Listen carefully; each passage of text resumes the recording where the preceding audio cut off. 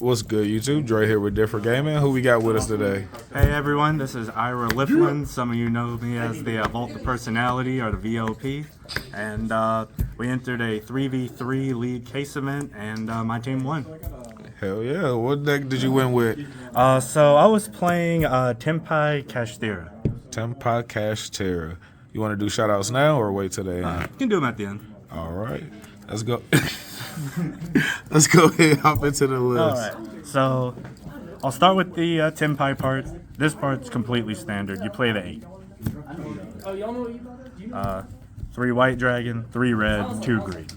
At this point, even though set's new, everyone already knows what these do, and they just work. They break boards, they win games. They attack. But most of all, and most importantly, they attack.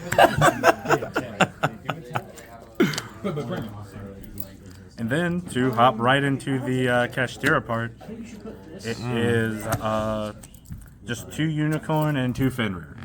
I do play some of the spells, which we'll get to later. Okay. But once again, these attack. That's the theme of this deck. And also, these just break boards. Like, if this is your first action, people just think you're on cash, they're going to interact with it, and then you normal this, and they're like, I messed up. Yeah. I didn't play against this deck, but it looks very scary. And then I kind of just kept it low to the ground. Hand traps was a 3 ash, 1 mag, 3 shifter, and 3 impact. This was the only hand traps. There's a lot more inside that I'll get to later. Okay. But these I just felt had the best coverage, did the most. Also, in the case of like this, I felt had the highest likelihood of ending the turn, which is what I was trying to do. Can't speak on Magnum too much. I mostly played against Fire, and when I played against Voiceless, I just didn't see it. So, but I wouldn't cut it or anything. It's basically an extra starter. I'm about to say, you might as well count that with engine. Yep, pretty much. But nonetheless, it attacks. And also, sometimes this lets you cheat out a level 10. You just synchro with this and the... So... And then, of course, the TENPAI spells. Damn right. All right. You're good. Cool. So maxing out on the TENPAI spells. Once again, not too much left to say anymore on these. They're just insane. They just kind of do everything you'd want the deck to do. It's follow up. It's a board breaker.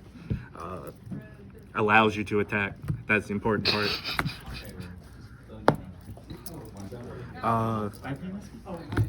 Then terraforming and set rotation. This was one of the MVPs.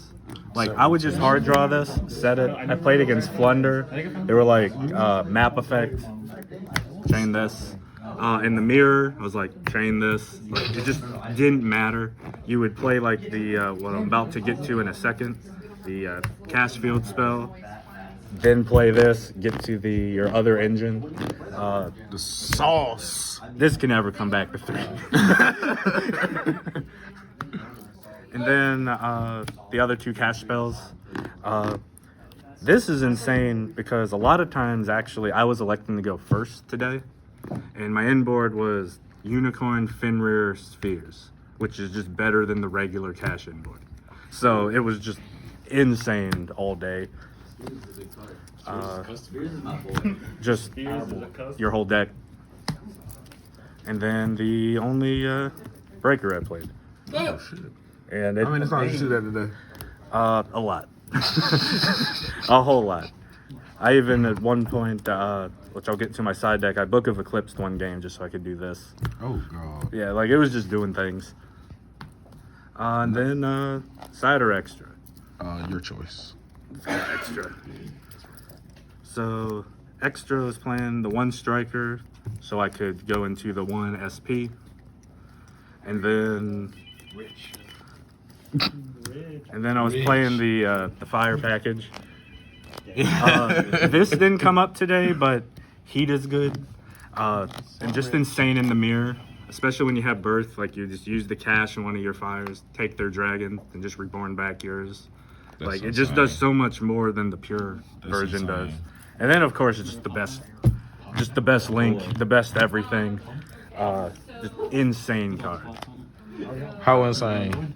I mean, it breaks, like, it's an interruption and then searches you a starter to play. That means if your opponent doesn't meaningfully interact with it, it's game. Like, you put OTK on board on your opponent's turn. And a lot of times I would summon Red Dragon, they would go to battle, they'd attack. I would summon, like, green, which would get back white, which would get me the spell. And then I would just start synchroning on their turn. Like, it was just a lot. Hell yeah. That's what I'm talking about. And then I was playing 2 and 2. I don't know if that'll persist. A lot of people around here on the Snake Eyes cash variant. So I knew even if I wasn't going to play against Pure, I was probably going to see Unicorn. This was more of a local sort of meta call. But I did like it, but there were sometimes I would just summon this just to have it as a body and still make seals, or even use this to make the seals. So I'm still going to test with that, but it was good. And then of course Trident Dragon. Like everyone says, ask your friend for one, and they're not kidding. It's very good. There was one game I summoned it in defense just to pop my own cards so they could float back. Oh god! It was just relevant in the moment. It was against Flunder, so Impin kind of made it so this an attack position wasn't going to do anything anyway. And then the utility synchros. This didn't get summoned today, but it's very good. This got summoned in the battle phase against the Flunder player, and that's kind of what saved me a little bit. Just pop the Impin.